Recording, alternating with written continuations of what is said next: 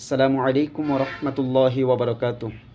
দুঃখের সহিত একটা কথাই বলতে চাই, গাজীপুরের মধ্যে সুন্নিয়তের এক উজ্জ্বল নক্ষত্র আল্লামা শহীদ রইসুদ্দিন হুজুরকে বাতেলরা, কুলাঙ্গাররা মিথ্যা অপবাদ দিয়ে খুব নৃশংসভাবে হত্যা করেছেন এবং সেখানের সাথে জড়িত রয়েছেন কিছু পুলিশ নামের বেঈমানরা, যারা সেই কুলাঙ্গারদের পোষা।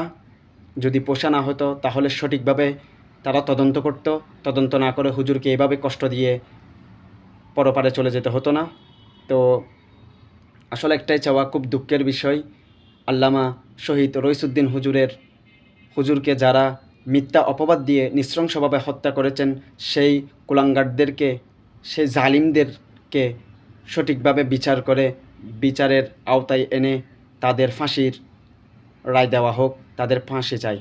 সকল আহলে সুন্নাহ ওয়াল জামাআতের অনুসারী সুন্নি আকীদার মুসলমানগণ অনেক সমাবেশ করতেছেন, সেই সমাবেশ চলতে থাকবে যতক্ষণ না পর্যন্ত শহীদ রইসুদ্দিন হুজুরের এই মিথ্যা অপবাদ দিয়ে হুজুরকে নৃশংসভাবে হত্যা করেছেন সেই হত্যার সঠিক বিচার পাওয়া যাবে না, ততক্ষণ পর্যন্ত সুন্নি জনতা আর বসে থাকবে না, সেই সমাবেশ চলতেই থাকবে। তো আপামর সুন্নি জনতার একটাই চাওয়া, যারা এই হত্যাকাণ্ডের সাথে জড়িত তাদের অবশ্যই সুষ্ঠু বিচার করে তাদের ফাঁসি চাই।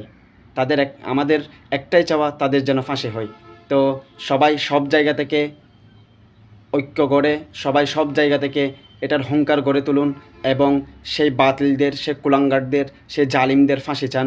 আমাদের একটাই চাওয়া, আমরা সেই বাতিল জালিমদের ফাঁসি চাই, সুষ্ঠু বিচার চাই। আসসালামু আলাইকুম ওয়া রাহমাতুল্লাহি ওয়া বারাকাতুহু।